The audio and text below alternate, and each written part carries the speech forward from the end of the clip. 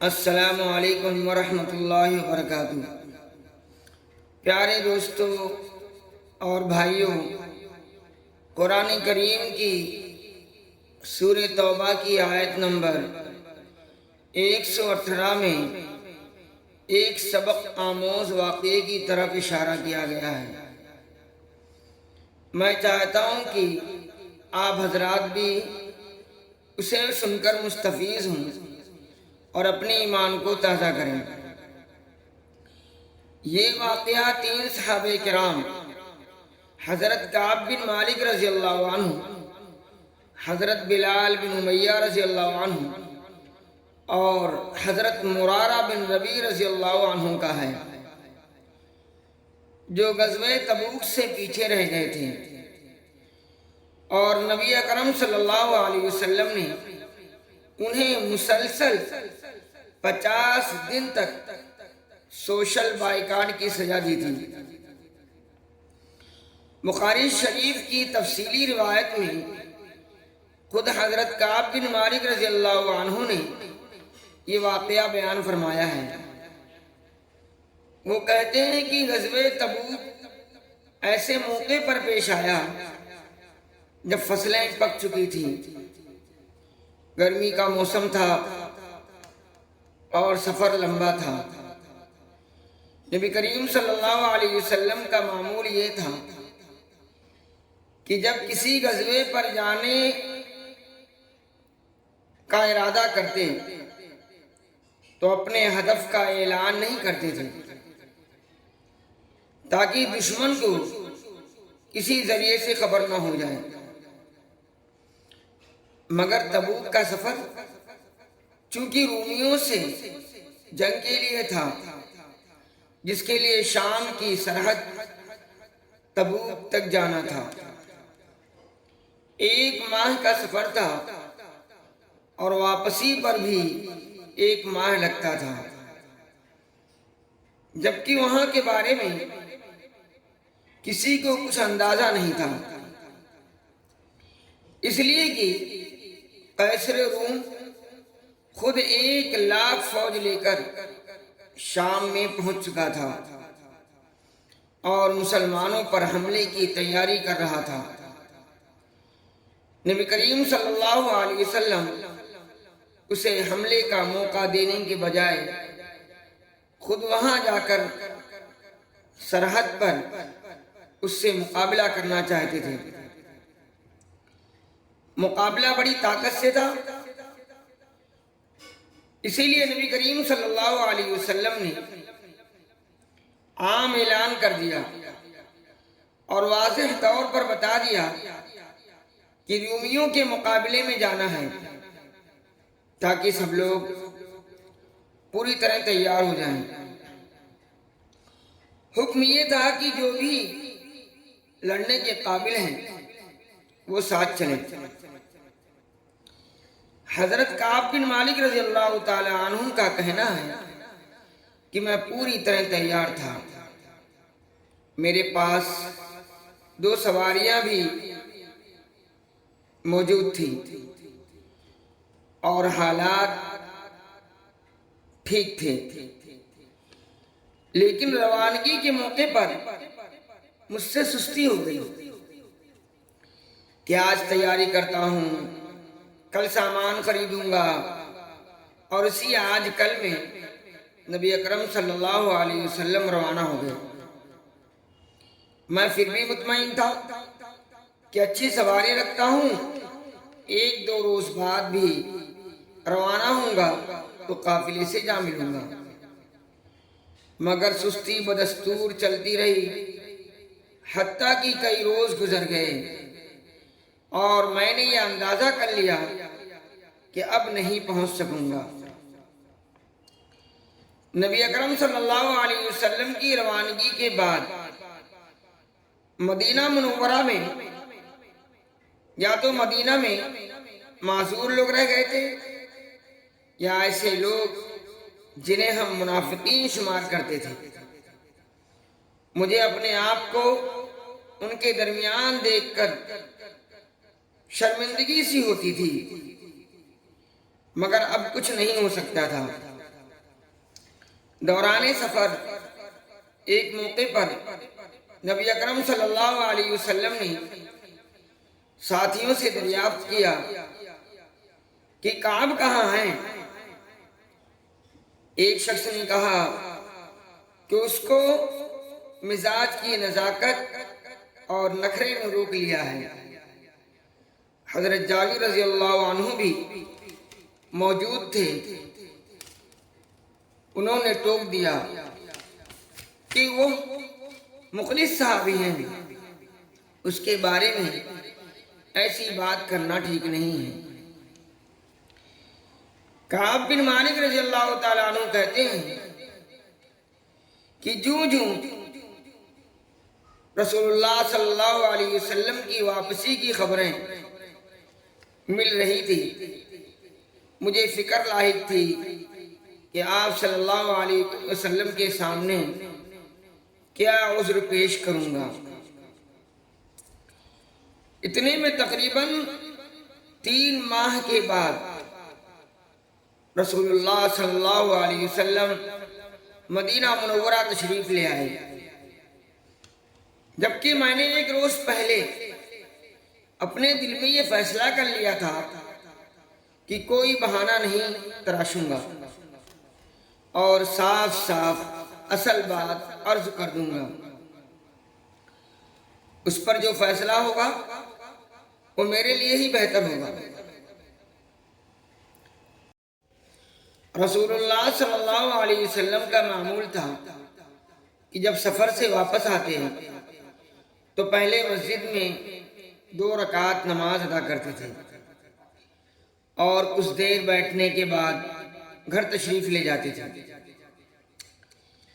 आप सल्लल्लाहु अलैहि वसल्लम जब तशरीफ लाकर मस्जिद में बैठे तो लोगों ने आना शुरू कर दिया, जो मुख्तलिफ किस्म के उज़्र बहाने करके इस गज़वे में अपनी गैर हाजिरी पर माजरत करते हैं और हुज़ूर सल्लल्लाहु अलैहि वसल्लम उसे कबूल फरमा लेते हैं। ये कमोबेश 80 अफराद थे जिन्हें आम तौर पर मुनाफिकीन में शुमार किया जाता था। मैं भी हाजिर हुआ। नबी अकरम सल्लल्लाहु अलैहि वसल्लम ने गजब आलू तबस्सुम के साथ मेरे सलाम का जवाब दिया और पूछा कि मैं उनके साथ सफर पर क्यों नहीं गया, जबकि मेरी तैयारी भी हुज़ूर सल्लल्लाहु अलैहि वसल्लम के इल्म में थी।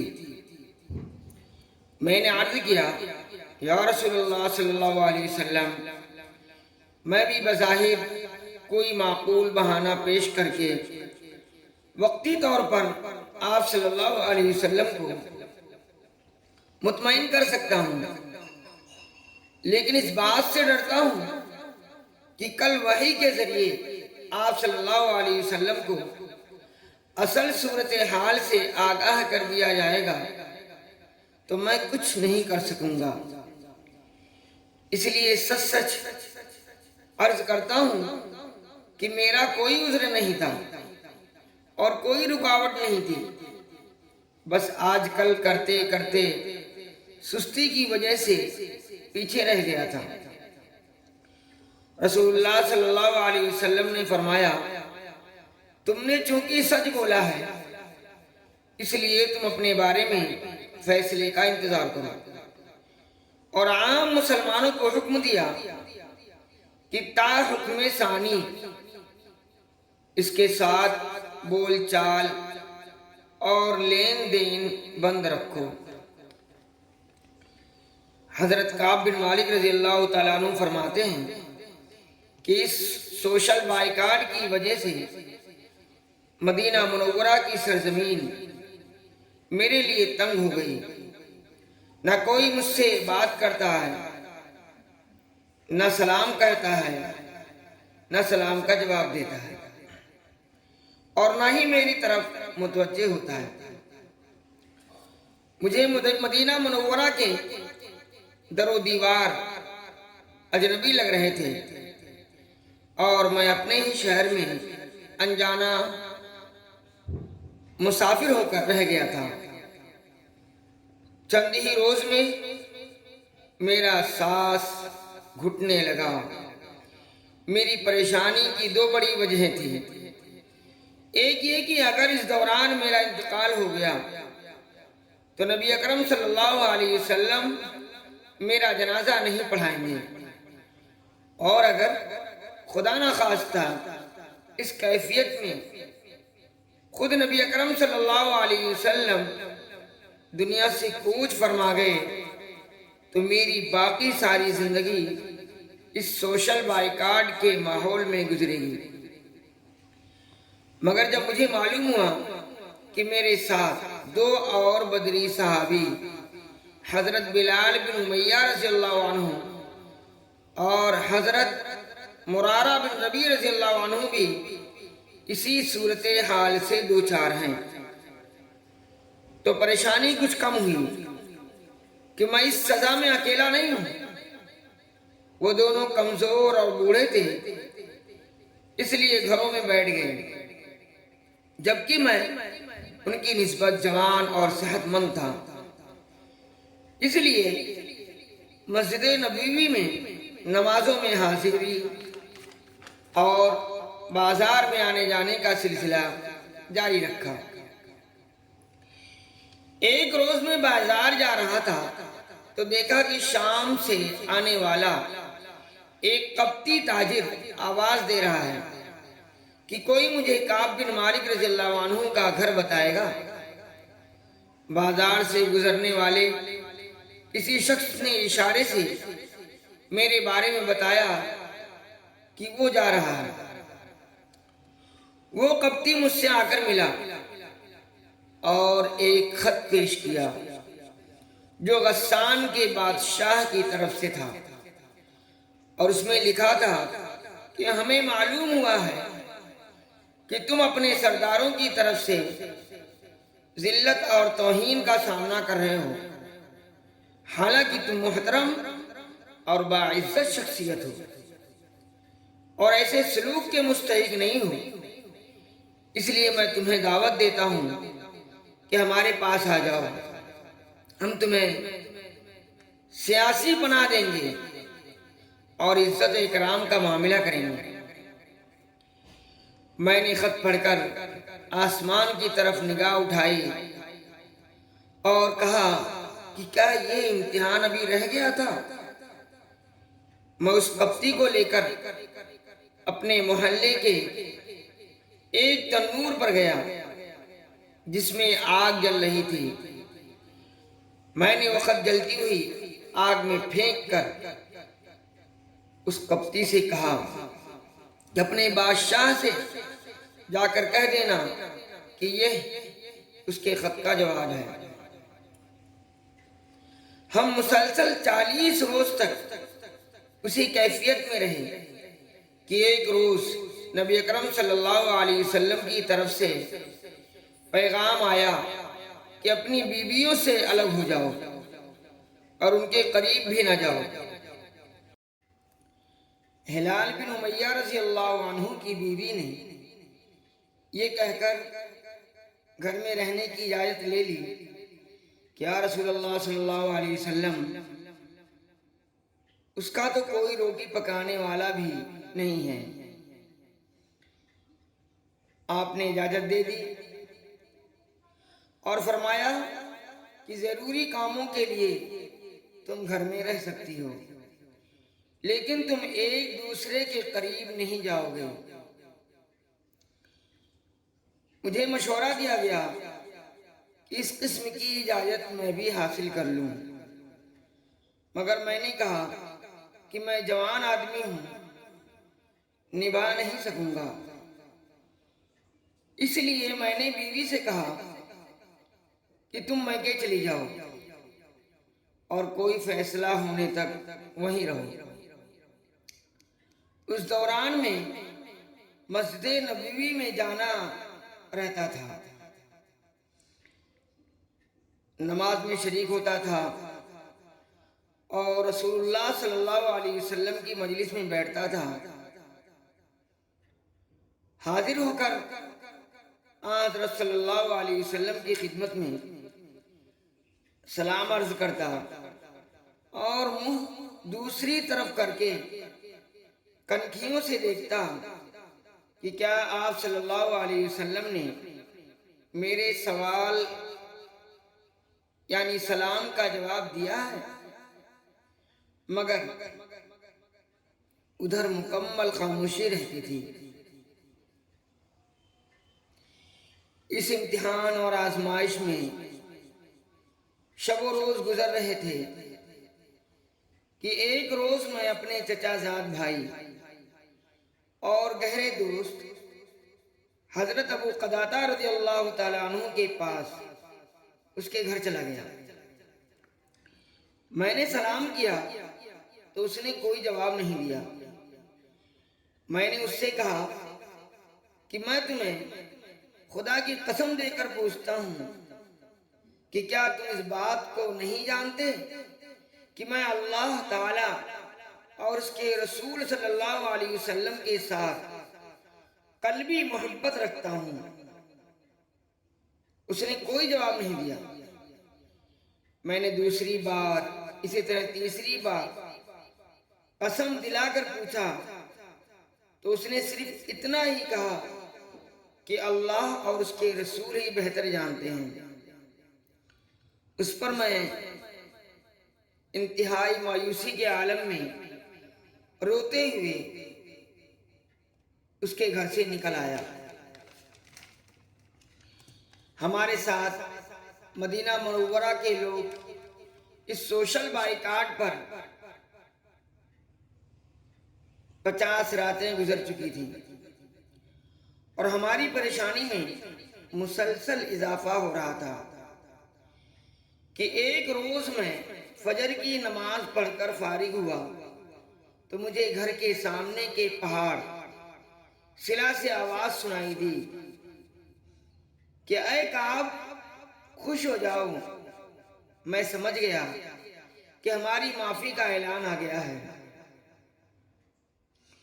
हुआ यूं कि रात को वही के जरिए अल्लाह तबारक व तआला ने हमारी माफी का फैसला सूरे तौबा की आयत करीमा के जरिए सादिर फरमाया। वअला सलासतिल्लज़ीना खुल्लिफू हत्ता इज़ा ज़ाक़त अलैहिमुल अर्दु बिमा रहबत व ज़ाक़त अलैहिम अनफुसुहुम व ज़न्नु अल्ला मल्जा मिनल्लाहि इल्ला इलैहि सुम्मा ताबा अलैहिम लियतूबू इन्नल्लाह हुवत तव्वाबुर रहीम। आयत करीमा ये थी।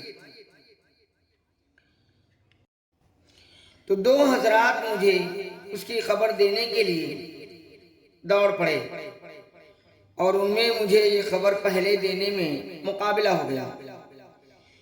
एक घोड़े पर सवार होकर पहाड़ी रास्तों से गुजरते हुए मेरी तरफ तेजी से आ रहा था, जबकि दूसरा पैदल ही दौड़ पड़ा और दरमियानी रास्तों से होते हुए मेरे घर के बिल्कुल करीब जबले सिला तक पहुंच गया। ये साहब हजरत हमजा रज़ी अल्लाह ताला अन्हु थे। उन्होंने जब देखा कि घुड़सवार उनसे पहले काब रज़ी अल्लाह ताला अन्हु के घर पहुंच जाएगा, तो हजरत हमजा असलमी रज़ी अल्लाह ताला अन्हु ने उसी पहाड़ से मेरे घर की तरफ रुक करके मेरे लिए खुशखबरी की आवाज लगा दी, जो मुझे फौरन पहुंच गई और वो घुड़सवार पर सबकत ले गए। 50 दिनों के बाद